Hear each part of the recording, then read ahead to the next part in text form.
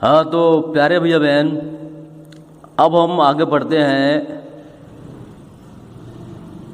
शरीर की रचनात्मक एवं कार्यात्मक इकाई कोशिका के अंतर्गत बाह्य कोशिकीय आवरण। बुक में दिया गया है, सभी पादप व जंतु कोशिकाओं में जीव द्रव्य के चारों ओर एक पतली लचीली झिल्ली होती है, इसे प्लाज्मा झिल्ली कहते हैं। यहाँ पे एक प्रश्न बन रहा है कि प्लाज्मा झिल्ली किसे कहते हैं, तो ये इसका उत्तर है। यह झिल्ली जीवित व अर्ध पारगम्य होती है, जो प्रोटीन और वसा से बनी होती है। इसके कार्य बताया गया है, कोशिका का आकार बनाए रखने में सहायता करता है, कोशिका में विभिन्न अणुओं के आने व जाने पर नियंत्रण रखना, कोशिका को सुरक्षा व सहारा प्रदान करना आदि इनके कार्य है। Very most important question. ठीक है, इसको अलग से कॉपी में लिखेंगे। अगला है, पादप कोशिकाओं में प्लाज्मा झिल्ली को बाहर से घेरे हुए एक और आवरण पाया जाता है, जिसे कोशिका भित्ति कहते हैं। तो यहाँ प्रश्न बन रहा है, किसे कहते हैं कोशिका भित्ति? कोशिका भित्ति सेलुलोज की बनी दृढ़ एवं निर्जीव रचना होती है, जो कोशिकाओं की बाहरी सीमा का निर्धारण करती है और कोशिका को निश्चित आकृति प्रदान करती है। मतलब यह है कि कोशिका का जो निश्चित आकृति है वह सेल्यूलोज झिल्ली के कारण होती है। मतलब कोशिका भित्ति कारण होती है। कोशिका भित्ति ही कोशिका का आकृति का निर्धारण करती है। ठीक है, अब अगला है जीव द्रव्य। प्रत्येक कोशिका में प्लाज्मा झिल्ली के अंदर तरल चिपचिपा पदार्थ पाया जाता है, जिसे जीव द्रव्य कहते हैं। सभी जैविक प्रक्रियाओं को संपन्न करने वाले कोशिका के विभिन्न अंग कोशिकांग जीव द्रव्य में पाए जाते हैं। इसलिए हक्सले नामक वैज्ञानिक ने जीव द्रव्य को जीवन का भौतिक आधार कहा। जीव द्रव्य को दो भागों में बांटा गया है, पहला है कोशिका द्रव्य और दूसरा है केंद्रक।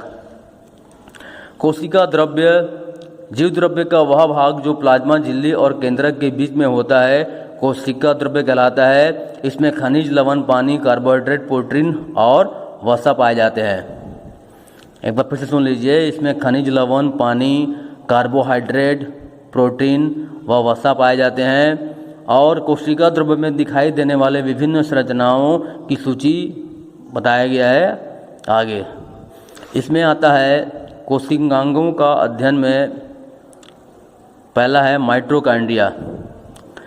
चित्र में दोहरी झिल्ली से बनी गोलाकार या छड़ाकार रचनाएं, जिसकी आंतरिक झिल्ली में अंगुलियों के समान उभार दिखाई देते हैं, यही माइटोकॉन्ड्रिया है। ये कोशिका के श्वसन केंद्र हैं। ये कोशिका के श्वसन केंद्र हैं। परीक्षा में आता है कोशिका के श्वसन केंद्र, तो क्या आएगा? माइटोकॉन्ड्रिया। क्योंकि यह भोज्य पदार्थों के ऑक्सीकरण से ऊर्जा उत्पन्न होती है, इसलिए इसे कोशिका का ऊर्जा गृह कहते हैं। पीछे एक प्रश्न दिया है कि कोशिका का ऊर्जा गृह पावर हाउस किसे कहते हैं, तो ये यहाँ से इसका पूरा उत्तर लिखना पड़ेगा। यहाँ से पूरा उत्तर लिखना पड़ेगा, यही इसका उत्तर है। और ये वेरी मोस्ट टाइम पी। ठीक है, अब आता है अंतःप्रद्रवी जालिका, एंडोप्लाज्मिक रेटिकुलम। प्लाज्मा झिल्ली व केंद्रक के बीच में साकित झिल्लीदार अनियमित नलिकाओं का जाल देखा है, चित्र में बताया गया था। इन्हें अंतःप्रद्रवी जालिका कहते हैं। इन नलिकाओं में द्रव्य भरा होता है, इसलिए इनके द्वारा विभिन्न पदार्थों का परिवहन होता है। साथ ही ये कोशिका को यांत्रिक सहारा प्रदान करते हैं। ठीक है, ये बताया गया है चित्र में, अंतःप्रद्रवी जालिका ये है, दिखाया गया है। ठीक है, और ये है माइटोकॉन्ड्रिया। ठीक, अब आता है राइजोसोम।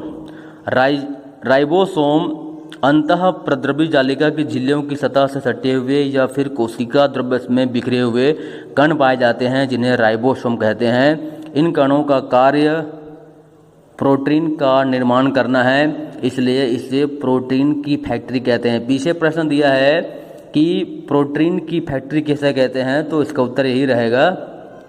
अब आता है गाल्जी काय।